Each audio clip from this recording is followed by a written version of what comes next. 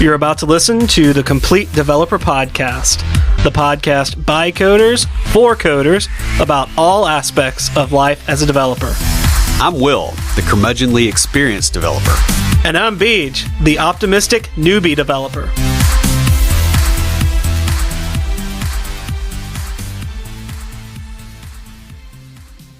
Welcome to another episode of Complete Developer Podcast. This week, we're finishing out the episode on starting a new job with the 7 things not to do in your first week at a new development position. These relate back to last week's episode on 7 things to do during your first week. But before we get started, Will, what have you been fighting this week? I have been relearning WordPress a little bit. I am setting up a website for the book, with all the lead pages and all that kind of, not really actual lead pages, but it's the landing pages for it, basically all the marketing materials. And I'm using Thrive themes. And of course, I'm trying to get all that set up. So that's been the main thing I've been on, I guess. How about you? Well, I had a great 4th of July visiting my nephew for his birthday. We played ball, walked in the park, made cookies. If you guys follow me on social media, you saw all the pictures. Yesterday, we had our second Code Newbie Nashville mixer. That was great. The turnout was amazing. Yes, it was. I think we were expecting about 15, maybe 20 people to show up, and ended up with a total of 28. We had so many people that we had to get an extra table. But I do have a major shout out to the staff at the pharmacy in East Nashville. They were great and worked with us as the group kept growing in number. They really kind of worked around their limitations and went out of their way to make it a great experience. Yeah. It really went very well yesterday, better than we expected even. And a little update on my dad. He is improving. He's in physical therapy now, moving around rather well. Brought my grandmother down from West Virginia when I came back from visiting my nephew. And then this past week, my sister came down from Cleveland to help out. She's a school teacher, and so she's got a few more weeks off for the summer. So she's helping take care of him since I started working. And speaking of working, I'm going to talk a little bit about my experience this first week before we get into the episode outline. But now it's time to roll that music.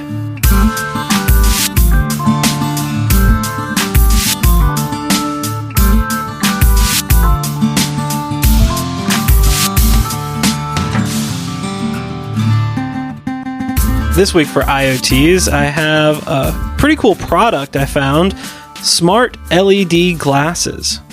These are made by Kimion, which is a Korean company that produces these creative sunglasses that have LED strips in the front and a Bluetooth connection to your phone.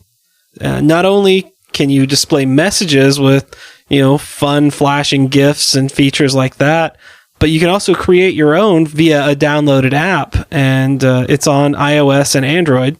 The glasses, honestly, they look kind of similar to those bulky sunglasses that I used to have when I was a kid to fit over your regular glasses. Yeah. The display is transparent, so you can still see while you're wearing them.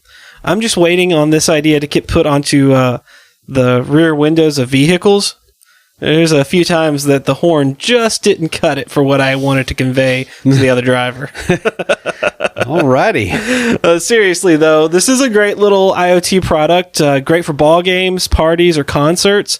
And for just about $70, it would make a fun gift. They're available on Amazon and really only require 2 AAA batteries. The hardware includes Bluetooth, an audio in and out, and, like I said, the 2 batteries. The size is about 6.3 by 7.4 by 2.2 inches, and it uses Android KitKat 4.4 or iOS 7 and the Lightning Controls app. And I'll have a link to the website as well as the Amazon if you want to purchase it. This week, we'd like to highlight a listener that has made several comments to us on Facebook based on posts and shares, but hasn't been mentioned in the show before. Thomas J. Tyler Phillips.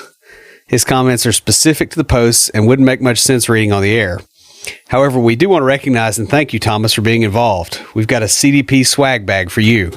And if you'd like a CDP swag bag, leave us a review on iTunes or comment on the website or any of our social media. We post all our shows to LinkedIn, Facebook, Twitter, and Google+. So we originally recorded this as one full episode with both sets of 7 in it. But during the editing process, it became clear that we had too much material for just one episode. So the decision was made to split it into 2 episodes. Because that's never happened to us before, ever. No, we do not. We never talk too much. Yeah. Basically, we wanted to get these out near the time I started my new position. So we've pushed back a few previously recorded episodes. So in the next few weeks, you may hear me talking about the interview process and going through it. Just remember that those were recorded before these. But before we get into the 7 things to avoid your first week, I wanted to give a quick review of my experience this past week starting my new job. Now, because it was the 4th of July holiday, the week was short, but I managed to get all 7 things to do in my first week. We do have a daily stand-up or daily scrum each morning that is actually run appropriately. We do stand the entire time, and it is time limited to just 15 minutes. Wow. I don't think I've ever been anywhere that's actually done that.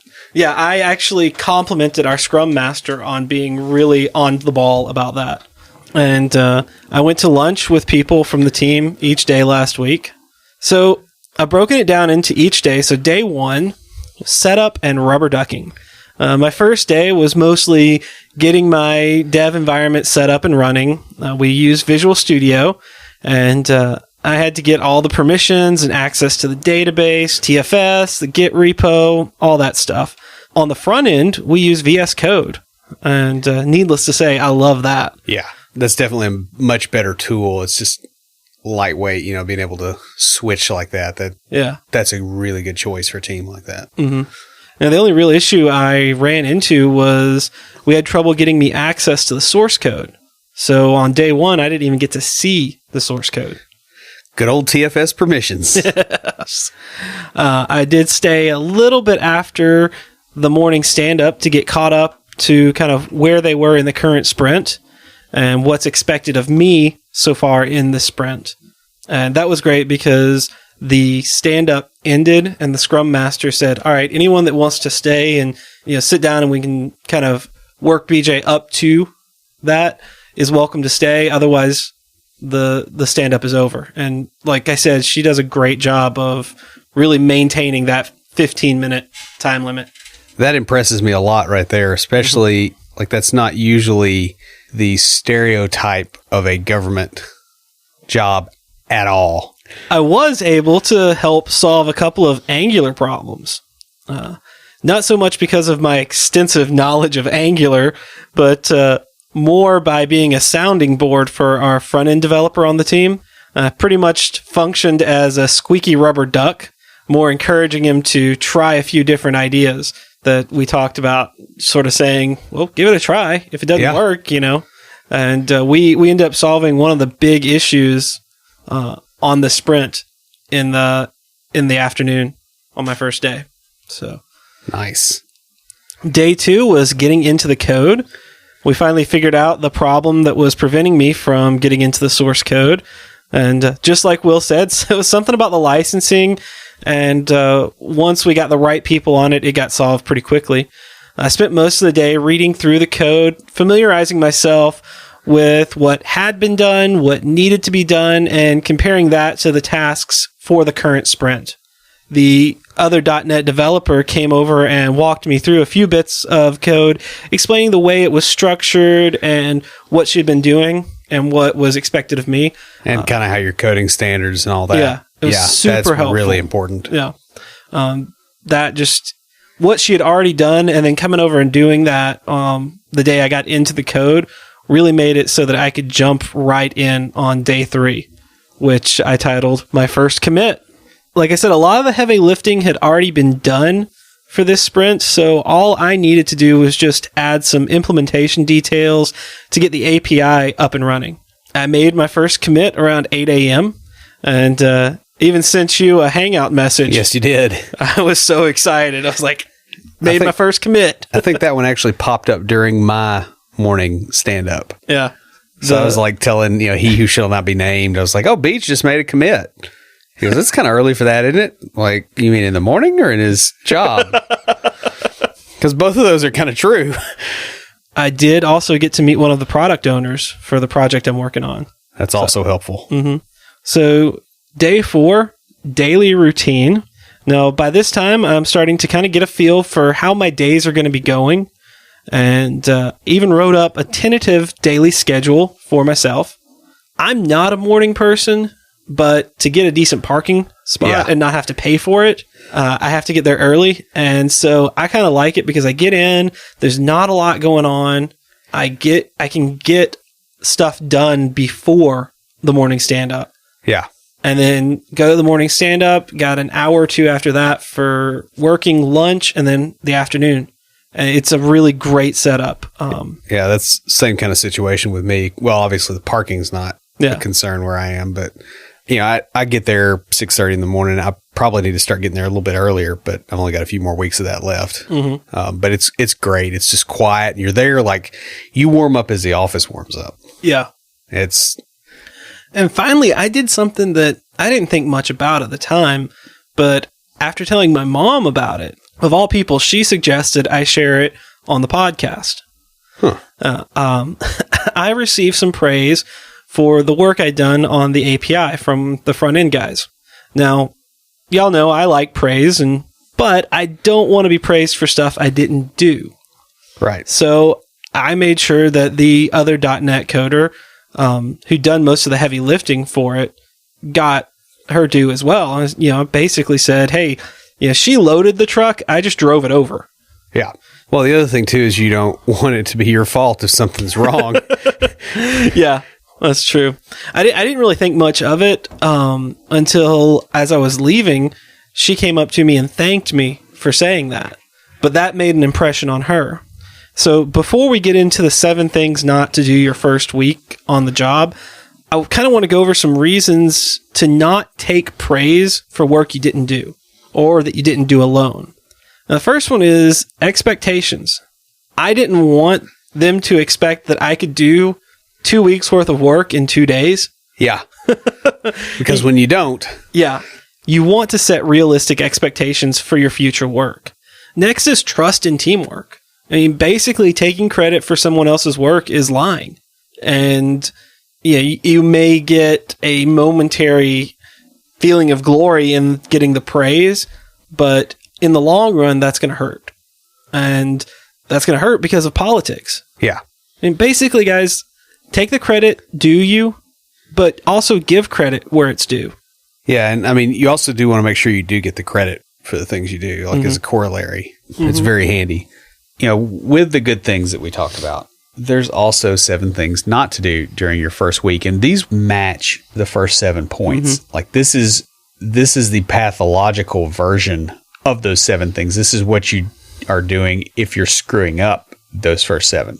And so if you're doing the first 7 and doing them wrong, or you're not doing them, you're going the opposite direction. And the first is do not engage in gossip.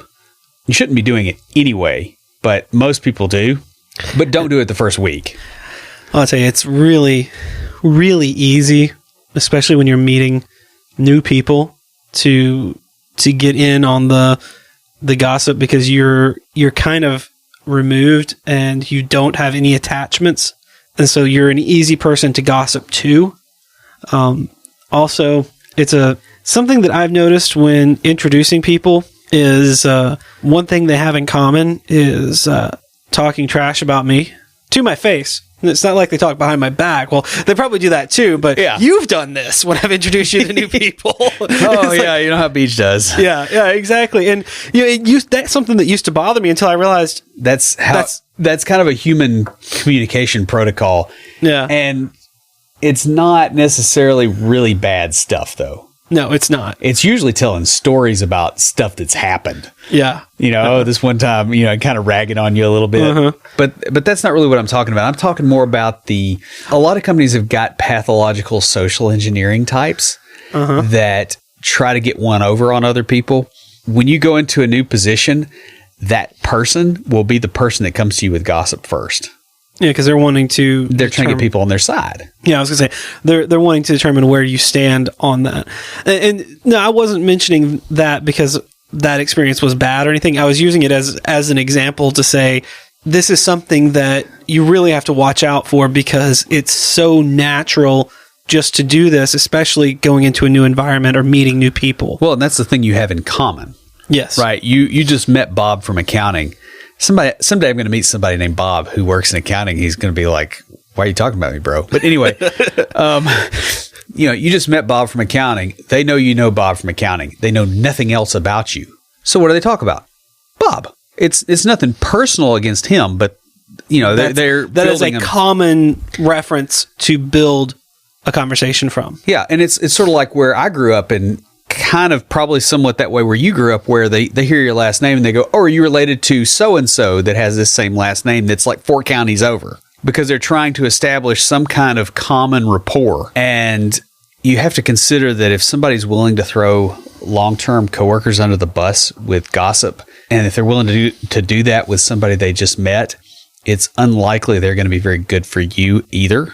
Because again, you don't have any natural rapport with this person, starting out. So if they're already doing that, that's a real bad sign. Now, it could be the other person's really legitimately a jerk, but or could be that they made the mistake of dating coworkers, and that's something you need to stay out of anyways. Yeah, and so there's just a lot of little things like that. So don't get involved in the gossip, and you always have to think about why. So like if you started and somebody comes to you with gossip, why? Like what's their gain? And the big thing I try to always remember is that there was an old proverb, and I can't remember. I want to say it's Russian. It probably is. It says that when the rabbit cries out, the wolf comes running, but not to help. So true. And you need to bear in mind what people are. So Russian. Yeah, it really does. But it seems like it would be bigger animals if it was Russian. But depends on where in Russia. Huh? Depends on where in Russia. Yeah. So Beach just looked up the quote I had, and that's actually from Silence of the Lambs. I'm sorry. The quote's a little bit different. It states, "When the fox hears the rabbit scream, he comes a running, but not to help." Yeah. That's from The Silence of the Lambs by Thomas Harris. It's legit. But just that's something to think about. The next thing is do not leave early or arrive late, if at all possible. Like that includes even like things like doctor's appointments. Try to avoid having those scheduled for the first week of a job. It's better to reschedule that and not be in a situation where you're starting a new job and you're having to leave. Once you're kind of established, you can kind of play with your hours a little bit. Even if it's a flexible schedule, you don't want to treat it like it's flexible the first little while, because you get judged by how much time you put in because you're not producing output. I would also point out that if you arrive early, at least during the first week, don't pull the arrive early, leave early. Right. Be there the hours that you're scheduled to be there and get a feel for the company culture. I know some places they have a very business hours mentality, and even if you arrive early, they still expect you to be there. Yes. During business hours, whereas others understand that their developer schedule doesn't need to match the business schedule, and so you can arrive an hour or two early so that you can leave an hour or two early, so long as you're there for the time that you're supposed to be there. Yeah. Well, the other thing too is if you're arriving late or you're leaving early, people see you leave, and guess what happens when you do that? They're sitting there gossiping potentially. Mm-hmm. Like you're giving up a very serious opportunity for somebody to, that may be politically misaligned with you to cause you problems, and they're in a position of power. Also, you want to watch the length of your lunch breaks, unless you're eating with management, of course. But but you don't want to be going out and taking 2-hour lunch breaks because people notice. Like, people are more aware of what you're doing when you're new. That's so true. Because, we're human beings are, like, if you looked at us programmatically, we're pattern matching devices. And what do? We get used to a pattern and we ignore it. But when something disrupts the pattern, we pay attention to it. And this can be good and bad too, because like still relatively new. I am the most recent hire, and when I called out for my dad falling and breaking his hip, I came in the next day and filled out the leave of absence forms and stuff. But people that weren't there when I called out came up to me and asked how he was doing, and said that they were thinking about him and stuff like that, and wished him a healthy recovery. And so, you set the tone, right? Yeah, you really do. The expectations, like, I did this in college at Lipscomb, and I know you probably did too. We had a midnight curfew, and what I would do at the beginning of every semester is I would be lights out, well before then. And so when they would come in, because they actually came by and checked our rooms in the dorm I was in. I don't know if they did it in yours, but they would actually check to make sure you were in. Yes. And I would chew them out. And I did that, for the first few weeks, because I knew that if I did do that, they would expect it and they would quit coming in there. And then I could be out half the night. And I know that that's not exactly the way you want to do things, but you really want to think about it in a job situation. That is kind of what you want to be able to do. Like, you want to be able to have more flexibility with your time, but you can't have it at the beginning if you want it at the end. The next thing is don't offer loud opinions about coding minutia. I love this one because I got Will on a spelling error. Yeah. Speaking of minutia, because we edit our podcast outlines in Visual Studio Code, and there's spell checking is sometimes problematic at best. Yeah, sometimes it's there and sometimes not so much. But I have a really hard time with this because I really hate object relational mappers. It's very easy to come across as not getting along with the team when you have a strong opinion early on that they don't share, or even if they do share it, like, it's very easy to get too vehement about it when you don't know all the pieces going on. And honestly, at the end of the day, a lot of these things don't really make that much of a difference. Like, I've had round discussions, for instance, in C# with people that don't like the link syntax. They want to use the lambda syntax. Mm-hmm. It's like it does a query. It's the same thing. Like, you use which one works, and what's the difference in what their output is? Well, they're both terrible. But no, for querying databases. But back to the minutia again, they produce the same thing. So, like, you don't want to be kicking and screaming about this kind of stuff early on, and you got to bear in mind it's also really easy to be kind of full of crap. Yeah, and you never know when you're going to be interacting with your next mentor. Yes, because people will teach you things, and your opinion will evolve over time. Like, I used to not hate ORMs. I used to think they were the greatest thing in the world, and that I can't believe why other people aren't using it, and these old fuddy-duddies, and I've become one. It kind of comes down to really keep your strong opinions to yourself. Yeah. Really just keep your opinions to yourself, at least in the beginning. Yeah, until you're established, because you really don't have a basis for it. It's at this point, when it's early on, your opinion is not even really an opinion. It's not an informed opinion. It's a prejudice. And you've got to bear that in mind. Like, you got to get it to the point where you know enough to actually have a valid opinion and be taken that way.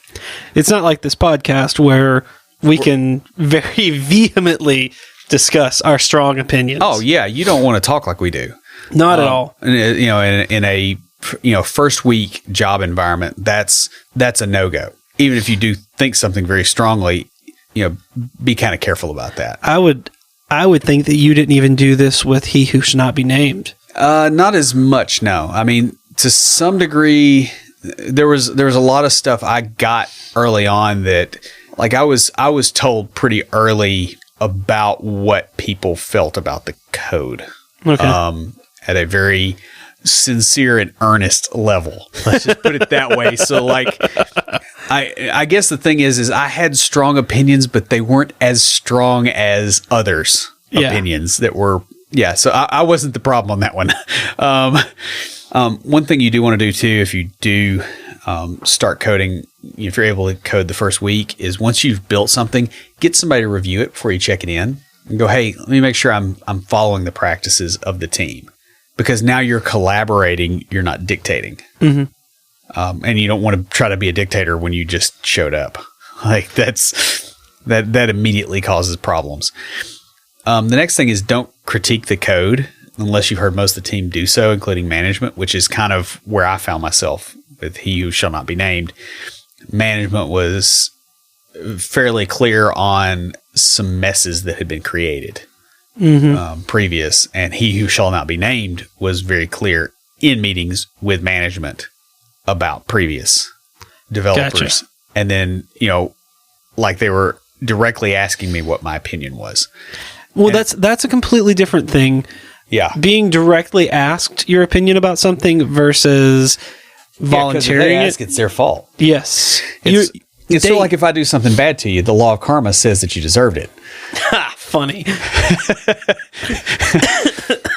I've warned several bosses in the past, and that if you ask my opinion, you'll get it. You will get my opinion. I won't volunteer unproductive opinions or opinions that, maybe not the best to share. But if you ask it, I'm not going to lie to you. Right. And all the places I've worked at appreciated that and knew what they were going to get when they asked my opinion. And knew how loud and direct it would be. Yes. Another thing is sometimes the code, or sometimes the person that wrote that code is still there. And sometimes they're your boss. Yes. And you might not be completely aware of who did what, because a lot of development managers are former developers. And I'll add a corollary to this that I feel a little uncomfortable saying, but a lot of development managers get promoted into development management because their code is maybe not so great and their people skills are good. Yeah. And so you don't want to be criticizing code just willy-nilly and not knowing who wrote it. Well, see, I've heard the other end of that a lot of really good developers get punished by being promoted to management. Yeah, it's one or the other. Yeah. Like you have to be on the ends of the spectrum. If you're in the middle, you'll always be just hanging out. Yeah. Sometimes the code was written that way for a reason, and the business model or the direction that the business is going may have changed since that code was written. Yeah. Well, like the project I'm on at work, it's got a separate, there's a lot of pieces that are separate. Like it's a separate app from our main app, but it's going to live inside our main app, and we're shifting that now. And it would have been very easy early on to critique that, but initially it was supposed to be a completely separate app, but they reused pieces because they were trying to reuse code, and they had but things shifted and they realized, no, wait, this is goofy. Why are we breaking this out? Because the customers want this to be part of the main thing. And because of that change, now you got things that don't make sense in the code. Yeah. So you don't want to critique that because you don't know what the conditions were that was written under. Exactly. It's like critiquing people. Yeah. And a lot of times, if you critique things early on in your time there, you're going to come across as arrogant. Yeah. But what you do is you ask questions. Yeah. Yes and no. You ask questions to better understand. You don't want to be, and you and I both know the guys that ask questions to show how much they know, because we've both done that before. Oh yeah. And it mostly doesn't work. No, it doesn't. But you want to ask questions to get explanation of what was going on, because the other thing is that code may be messed up because there were other things going on. Like the project I'm on at work right now, there's a lot of code in there that it's very difficult to look at it and go, this person knew what they were doing. And the issue is what it comes down to is the guy that was working on it was having a meltdown. He was going through a bad divorce. It reflects in his code. It's not reflective of what his actual capabilities were. It was just a really bad time in his life when this code was getting written. And understanding that makes it easier to get a grasp of what's going on. Because the thing is like, if you assume he was a bad coder, there's stuff in there that will surprise you because he was actually a fairly good coder in a bad situation. That makes perfect sense. Also, you got to remember that your opinion really doesn't fix anything. Yeah. It's funny how that works. Like, I mean, I know one of the major characteristics of a good programmer is hubris, but the fact that you don't like the way something is built doesn't necessarily mean you can fix it. The next thing to not do is don't try to engage in political power plays at all during the first week. I'm not telling you not to ever do this because eventually every job becomes politics. That is unavoidable because that's sort of like the bugs in software, but it's bugs in human interaction. And I mentioned that earlier. So you can't avoid it eventually, but you don't want to do it early on. If you think an organization needs major change and you weren't brought in to enact that major change, why are you there? That part of that speaks to your motivation to be in that situation. And if you're feeling the urge to start playing politics early on, you need to figure out where that's coming from, because it probably indicates something going wrong in the job environment, or indicates a bad attitude on your part, or indicates that you need to be somewhere else. It's not a good situation. The other thing is you don't, a week in, you don't know the lay of the land. So you don't know enough to actually play politics. No, you really don't. And you can get really, really burned. Like, I've seen a situation where somebody basically threw their boss under the bus over something in a meeting, with the CIO, because they wanted to look important to the CIO. And the CIO turned in his resignation the next day. The rest of the office knew. Wow. Yeah. Like, you got to make sure when you swing the axe that you actually know what you're hitting, because it might be you. And wow. I'm sorry. That's just. Yeah. And man. We all saw that, and nobody said a word because the guy was arrogant anyway.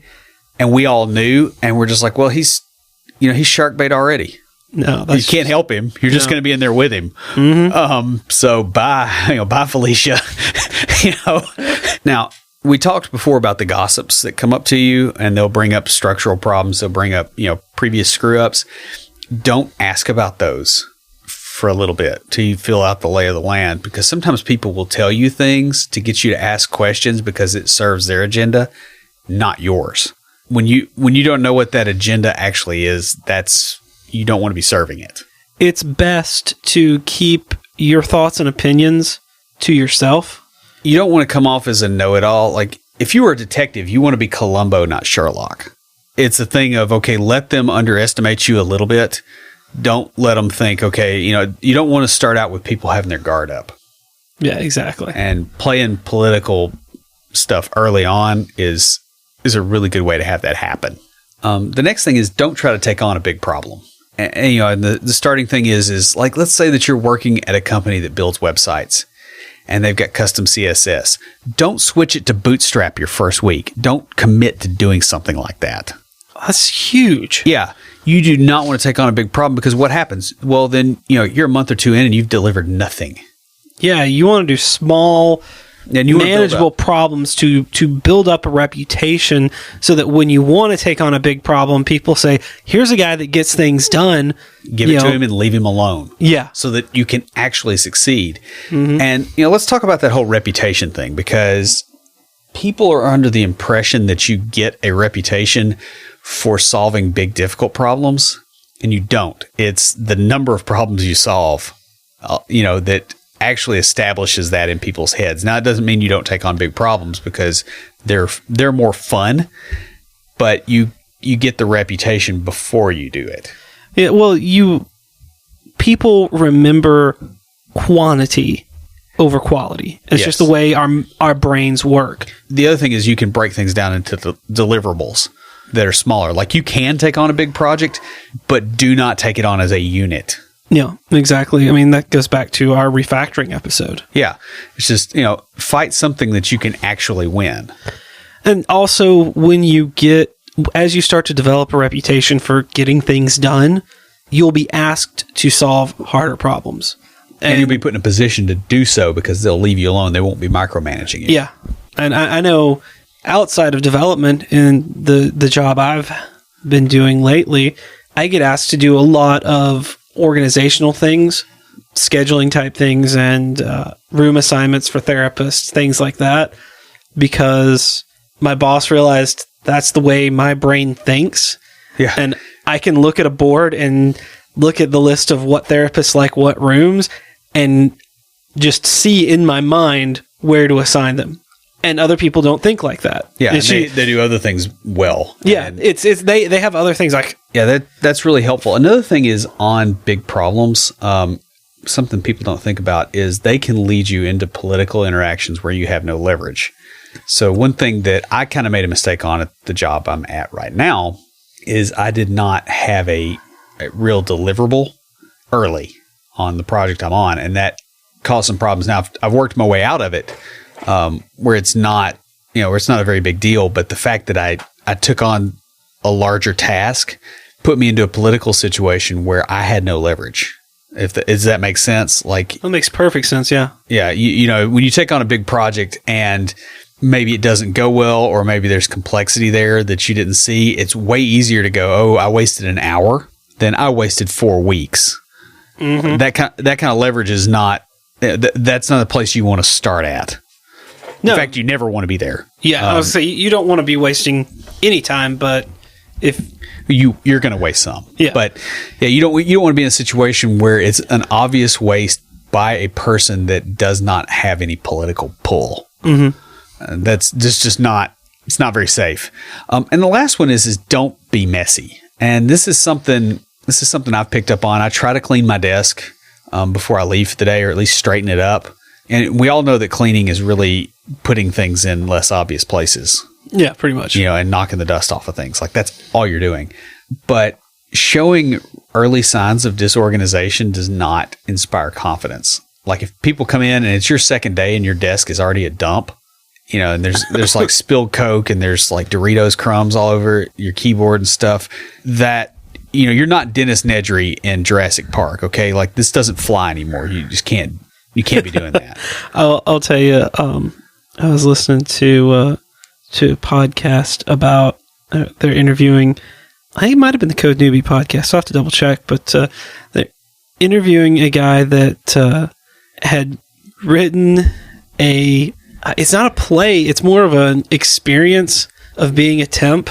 Yeah. And you come into someone's desk who is well established, like, there's shoes under the desk and then, all this stuff. And it's like you come in, it's an interactive play, so to speak, or interactive movie, because it's really fascinating. And they wrote the code for it in Ruby. So I think it was Code Newbie, because it was an interesting thing called I think temping. Seems like there should be a special method missing for a missing red swing line stapler. But the thing is another thing with the messy desk thing is you want, when you start a new job, like, actually settle in and kind of personalize your space and do that early, because that. I've known managers that walk around after hours and they look, and what that says is, hey, this person's comfortable and they're here. Yeah. Not, okay, well, they're still keeping all their crap packed in a box in case they have to leave tomorrow. That's just kind of like laying it on the table and going, okay, I'm good here. It also depends on the environment. For example, some places that I have interviewed, some of them had office space that they're similar to where you work, where you share an office room with he who shall not be named, and you each have a desk, and others were cubicle farms, and then some of them were very... where you come in and you don't have an official desk. Yes. Why don't you just haul all your crap behind you like luggage going through an airport so that you can sit down at your desk every day and unload it. And unload it every day and waste all that time, because that's what people in Silicon Valley, which, by the way, has crazy real estate prices. That's why they do this. And everybody works remote because nobody can afford to live there. Yeah. And they only come in occasionally. Like, they do that because of other constraints. Like, you shouldn't be doing that in Nashville. There's almost nowhere that you're working where that should happen. Rental prices are really they are high, but it's just there's a lot of follower type things. Now there's some places that they send you out to jobs and most of their people are remote, like working on tasks, and they don't have assigned seating because of that, and that's fine. Yeah, that's a different story. Yeah, even then it's really annoying if you're coming in every day. Like, but you want to personalize your space because of this. Like, you know, and that's part of being a real person too, because once you're working there and they go, oh, there's a picture of them with their family. Like, you're now a real person. You're not employee number 748. Yeah, exactly. I mean, personally, I'm sure I'm going to have pictures of me with my nieces and nephew up and stuff like that, and probably my motorcycle, because y'all know how I feel about my motorcycle. Yes, it's a member of the family. Yeah, and sometimes, you can't fix this, but if there's an external constraint, like there was one startup I worked for where I didn't have a desk for 2 weeks.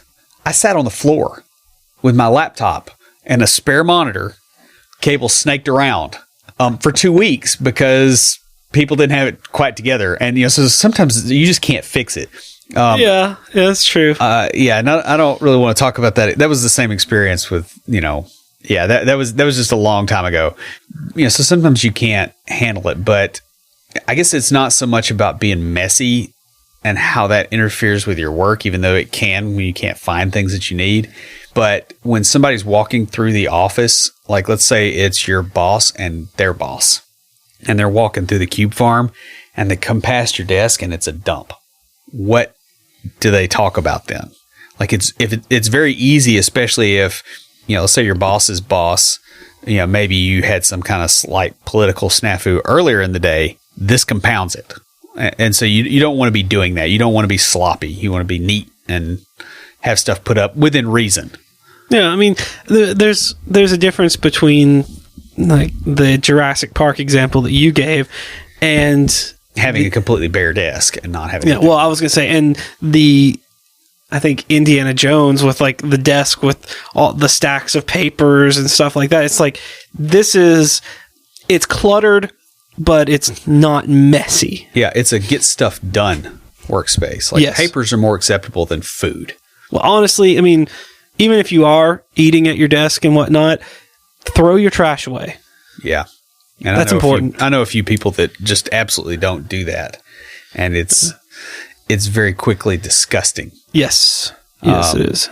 And just, little things like leaving a cup out that, you wash the cup every day and you drink out of the cup every day. But the fact that they've seen that same cup sitting on your desk, it's not, it's very easy for them to project that this person just drinks out of the same cup every day because they're just nasty. Yeah, well, yeah, there's that. Like, think about this. Think about it from a narrative perspective. If you were going, I'm walking into this cube and I'm going to tell a story about the person that lives here, and I don't know them and I've never seen them. This is why you get you get one of those red Solo cup looking things, so it looks like you got a new cup all the time. Yeah. No, I'm just messing. But no, I mean, it's just a mason jar, just a ball jar. Yeah, there you go. Sitting there. Yeah. With a little bit of liquid in the bottom. Just get the right impression across. Yeah. Clear liquid, a little bit of water down the bottom. Let them imagine. Yeah. That about wraps us up. Before we close everything out, Will, what do you have for us this week for Tricks of the Trade? Well, it's actually something you kind of mentioned when you were talking about your first week. One thing you want to do is find out what the actual coding standards are where you work. So like how they name variables, how they name functions, how they organize their code, how often they comment. And the idea here is sort of like when you go to a campsite in a national park, you leave only footprints. In other words, nobody looks at it and goes, oh, that's Beej's code. Like it's somebody did the code and you have to look at the commit log because then you're meeting expectations and nobody gets surprised, if that makes sense. It makes perfect sense. Yeah. And most organizations don't have formal documentation on this. And if they do, it doesn't match the code anyway, because the sort of places that have the manpower to do that aren't putting that manpower towards actually writing the code. So, like you're going to have to figure this out as you go. It's sort of like manners in scenarios where you're not around the highly cultured people. Like it's like trailer park manners. You figure that out by getting hit in the face. Yeah. But the big thing is you want to be able to write code that matches what is already there, because that immediately makes you look like a member of the team, like you fit in, you're not standing out. There's places to stand out, but that isn't one of them. Another thing that this helps with is it actually allows you to still provide value even if the code base is really bad, because you may write bad code that matches what else is there. Like it may be that part of the cycle. That's what you got to do right now. And that gets you to where you're actually providing value, which funnily enough is what people are paying you for. And you can actually write down those code standards for your own use. This is one of these future planning things. Write the standards down as you discover them. And then when a new employee comes in, go, hey, here's my notes on the code standards. Ooh, that's a good idea. Yeah. And it makes you look forward thinking. It helps them, and people saw you help them. Plus, it makes it easier on the rest of the team. Like it's a win all the way around. So that's what I would throw out there is try to match the coding standards. You can always help change them, but don't change them just willy-nilly. So that's what I got.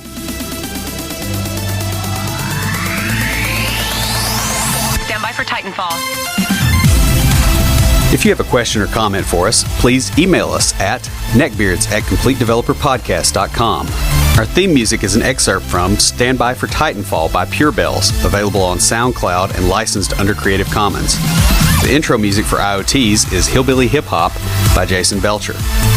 For references, show notes, and to sign up to our email list, be sure and check out the website at CompleteDeveloperPodcast.com. You can also follow us on Twitter at CompleteDevPod and like our page on Facebook to keep up with the news about the show.